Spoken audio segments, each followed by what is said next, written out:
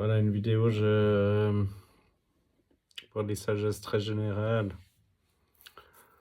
J'ai aussi des résultats scientifiques, mais ça, j'ai pas trop envie de me les faire piquer parce que c'est l'expression qui est protectible. L'idée en tant que telle, elle est pas protectible, donc il suffit que j'en fasse part, puis un autre, il peut ramasser le prestige à ma place, donc ça me plaît pas. Donc là, je fais des vidéos sur des sagesses très générales. Puis là, j'ai décidé de rassembler divers aspects dont c'est quoi la vérité? C'est quoi être vrai? Ben, moi, je le distingue essentiellement comme une différence de qualité du savoir. Ce qu'on appelle le savoir en tant que tel, c'est le savoir inhérent, c'est pas la connaissance. La connaissance, c'est quelque chose qui est acquis. Et puis quand ça vient de quelqu'un d'autre, même si on vous dit que c'est cartésien, c'est pas forcément le plus vrai. Euh, Et puis en accordant une connaissance, enfin, je vais justement revenir au savoir, mais un savoir, plus il est cérébral, puis paradoxalement, moins il est fidèle en fait. Ce que vous le savez tout de suite. Vous savez ce qui vous intéresse, vous savez ce que vous aimez. On dit pas je connais ce qui m'intéresse ou je connais ce que j'aime. C'est des choses qu'on sait réellement. Et puis, ouais. Et puis, bah, il y avait une petite anecdote. Je pensais à la déconstruction de tous ces schémas, des démarches qu'on peut peut-être faire dans une de ces psychanalyses très coûteuses et de longue haleine, qui en fait consistent, j'en ai pas fait vraiment, j'avais fait une séance, puis j'ai vu que c'était une chose comme une autre, mais au fond, c'est détecter les. Il parle d'archétypes, puis si je décompose littéralement, ça veut dire des types anciens. Et puis dans la vie de quelqu'un, c'est des schémas qu'on a acquis, typiquement des parents, ça peut être des leçons, ça peut être des gens qu'on a rencontrés. Puis en général, ben, on s'y fie parce qu'on espère que ça va nous faire survivre, voire performer. Puis en fait, dans les gens il y a une partie de la population qui rencontre souvent les mêmes, bah, typiquement des obsessions ou des obsessions qui mènent aux mêmes échecs, même si c'est pas manifesté sous forme d'obsession, mais c'est des échecs répétés. Puis au fond,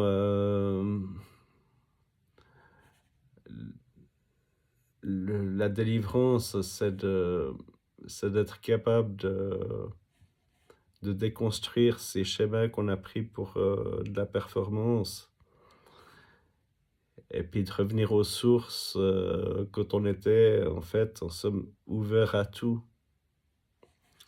Quand on était ouvert à tout, jeune enfant, qu'on connaissait pas les limites physiques du monde, quelque part, en tout cas en ce qui me concerne, j'ai perçu des choses sur lesquelles je suis revenu après qu'on m'avait dit que c'était pas vrai. Et puis, donc ce qu'une personne peut faire quand elle rencontre les mêmes problèmes, c'est de déconstruire toutes ses acquisitions, de remettre toutes les en dehors de soi-même, où il faut privilégier, si c'est possible, ses propres valeurs. Les autres, en ce qui concerne les intrants de l'externe vers soi-même, moi, ma technique, c'est de les mettre tous au même niveau. Je vais pas dire, «Tiens, ça a l'air plus crédible, donc c'est plus crédible». Je suis très égalitaire et puis, bah, c'est vrai que ça a été pas mal une délivrance. Et puis, donc ouais, mon conseil, ce serait d'être capable de remettre pas de remettre en question, parce que ça reste sur une question, mais de déconstruire, en fait, tous ces schémas qu'on a pris pour de la performance, puis de revenir à un regard totalement ouvert. Et puis, puis pour l'anecdote, je voulais parler du fait que, en lien avec ça, je voulais parler du fait qu'à une époque, les enfants, qui avaient une éducation un peu trop libertaire, ils disaient facilement: «La vérité vient de la bouche des enfants». Je pense qu'aujourd'hui, ça fait un peu ringard de dire ça, mais à une époque, c'était la litanie. Et puis, mais c'est vrai que si on regarde la Bible, c'est laisser aller au Messie les enfants, quoi. Mais ça change très vite malheureusement. L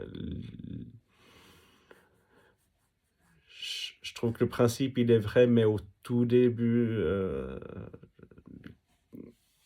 dès que les enfants apprennent à bah, en fait, quelques jours après avoir commencé l'école, ou avant, s'ils ont fait un truc avant en société,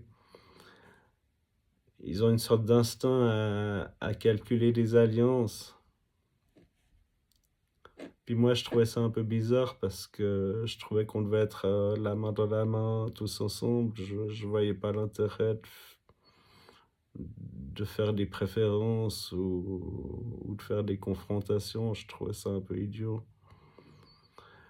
Donc, quand on voit qu'un gamin, au bout de 3 jours de socialisation, il apprend déjà à faire des stratégies pour s'imposer, on se dit: «La vérité, ça fait un peu peur, quoi», si c'est ça la vérité des enfants. Mais je pense que les enfants sont dans le vrai quand ils se ressemblent, parce que ces histoires de personnalité ou de différence, j'ai fait pas mal de tests, que ce soit d'intelligence ou de personnalité. C'est vrai que ça m'a révélé pas mal de choses.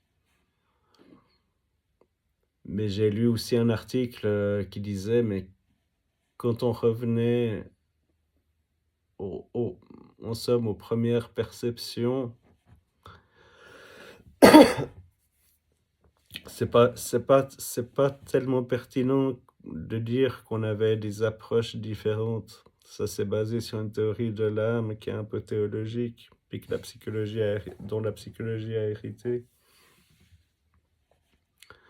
Mais à la base, un enfant, même avant d'apprendre à parler, qui voit un autre enfant, il va aller vers lui et l'autre vient aussi vers lui, à moins d'un sévère handicap, les enfants sont intéressés aux autres. Et puis ça, je pense que c'est hyper essentiel. C'est quelque chose, ce qui sépare les gens, c'est les différents contextes. C'est que on m'a dit autre chose qu'à toi, donc tu pas gentil, enfin, j'ai l'air d'expliquer la chose bêtement, mais ça commence un peu comme ça. Et puis au fond, les gens, ils fonctionnent jamais très différemment de ça. Celui qui a les mêmes intérêts que moi, il est forcément plus intéressant. Celui qui est d'accord avec moi, il est forcément plus gentil. Puis au fait, c'est assez ridicule de faire des synonymes pareils. C'est pas du tout les mêmes aspects. On peut être en désaccord, puis mais trouver la personne, tout à fait rationnelle. Il y a des choses rationnelles qui s'avèrent pas, hein.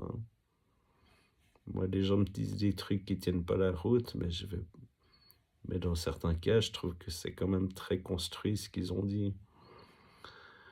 Et puis, donc voilà, en fait, je pense que le cœur de la vérité, il est déjà dans la personne. Puis que c'est les altérations qu'on en fait dans les contextes, confrontés qui fait qu'on sait plus vraiment, on sait même pas ce qu'on veut pour nous-mêmes, on sait même pas ce qu'on sait nous-mêmes. Je dis «on», pas moi, mais des gens en général. Voilà. Donc, revenez à votre état d'enfant, vous fiez pas à des réputations ou à des statuts, c'est tellement superficiel, il y a si une personne vous dit quelque chose dont vous savez que c'est vrai, vous allez le reconnaître tout de suite. Il y a pas besoin d'une dissertation. Voilà, meilleur message.